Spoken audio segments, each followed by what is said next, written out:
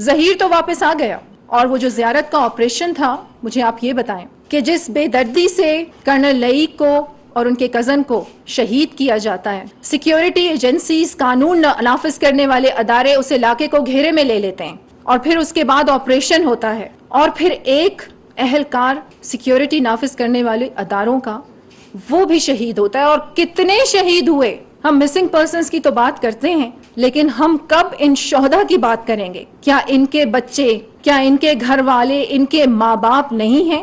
آپ سب بھی بچوں والے ہیں، میرا بھی ایک بیٹا ہے، میں تو خواب میں بھی یہ نہیں سوچ سکتی کہ اس کے ساتھ کچھ ہو۔ تو آپ یہ دیکھیں کہ یہ جوان کس طریقے سے، جیسے ابھی یہ سیلاب حال ہے بلوچستان میں، کیا بارڈرز ہوں، کیا کوئی بھی ڈیزاسٹر آپ کے پاکستان کے اندر ہو، فرنٹ لائنز پہ آپ کی خدمت کر رہے ہیں۔ جیسے میں نے آپ سے ذکر کیا کہ ظہیر نے پریس کانفرنس کل کی، آپ سب نے دیکھی، اس کی ڈیٹیل میں نہیں جاؤں گی۔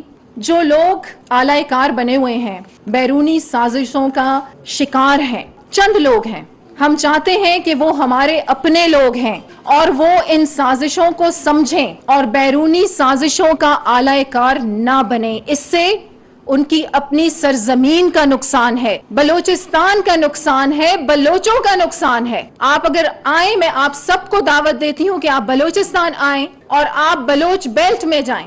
آپ دیکھیں کہ بنیادی سہولتیں تک ہمارے پاس نہیں ہیں۔ کیوں نہیں ہیں؟ انہی لا اینڈ آرڈر کی سچویشن کو ڈیل کرتے کرتے